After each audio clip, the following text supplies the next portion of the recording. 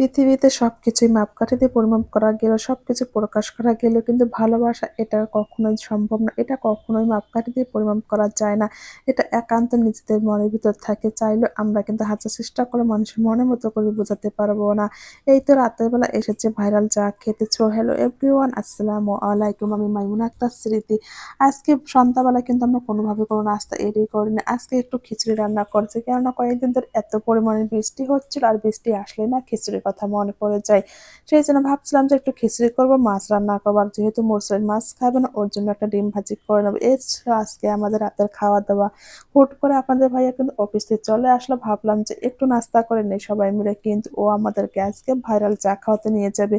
বিশেষ করে আমার শাশুড়ি যেহেতু এখানে আছে, সেই জন্য কিন্তু আমাদেরকে নিয়ে যাচ্ছে ভাইরাল চা খাওয়াতে। ও বলছিল যে মা যেহেতু এসেছে সবাই মিলে একটু ভাইরাল চা খেয়ে আসি। আসলে কিন্তু সেখানকার চা খেলে অনেক অনেক বেশি মজা লাগে, এত বেশি ভালো লাগে যেটা বলে বোঝাতে পারবো না। এই তো যাওয়ার পথে কিন্তু আমরা একটা হোটেলে ঢুকে গেলাম।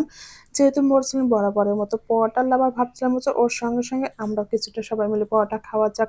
এই তো খেতে এসে দেখলাম যে সবকিছু শেষ হয়ে গিয়েছে, কেননা আমরা কিন্তু বাড়িতে অনেকটা লেট করে ফেলেছি। এখানে শুধু ডিম, ডাল এবং পরোটা ছিল।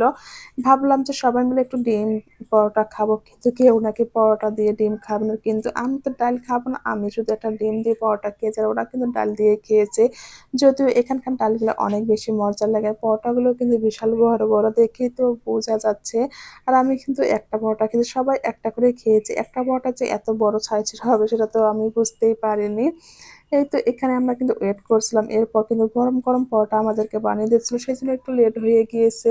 অনেক সময় দেখা যায় যে পরোটা আগে থেকে তৈরি করে রেখে দেয়, কিন্তু এখানে সেটা করে না। এখানে একেবারে গরম গরম তৈরি করে দেয়, যেটা খেতে অনেক বেশি মজার লাগে। খাওয়া দাওয়া শেষ করে কিন্তু আমরা ভাইরাল চা খেতে যাব। আসলে কি, বাবা মার প্রতি কিন্তু সন্তানেরও অনেক অনেক বেশি ভালোবাসা থাকে, সেটা কিন্তু কোনো সন্তান প্রকাশ করতে পারে, আবার কেউ পারে না।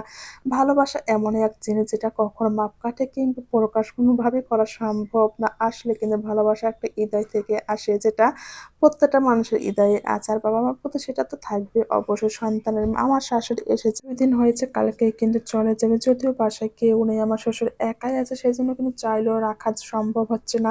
এই তো আমরা কিন্তু খাওয়া দাওয়া করছি, এরপর ভাইরাল চা খেতে যাব। ওখানকার চা গুলো যে এত বেশি মজা, আমরা তো অনেকবারই গিয়ে খেয়েছি, কিন্তু এবার ফার্স্ট টাইম আমার শাশুড়িকে নিয়ে গিয়েছিলাম। আমার শাশুড়ি কিন্তু অনেক অনেক বেশি পছন্দ করেছে, কেননা সেখানকার চা গুলো যে এত ভালো লাগে, যে খাবে সে কিন্তু সেটার ফ্যান হয়ে যাবে।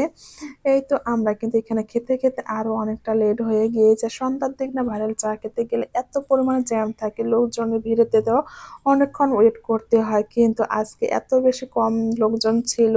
আর আমরা কিন্তু যাওয়ার সঙ্গে সঙ্গে খেতে বসে গিয়েছে। এইখানে কিন্তু আমরা 2-3 মিনিটের মতো ওয়েট করছিলাম, এরপরে কিন্তু আমরা চা নিয়ে এসে দিয়েছে। এখানকার চা গুলো যে কিসের জন্য ভালো সেটা বুঝতেই পারি না। এখানে কিন্তু লাল চা 10 টাকা, তারপর দুধ চা 20 টাকা, এখান থেকে শুরু করে কিন্তু 150 টাকা পর্যন্ত চা আছে।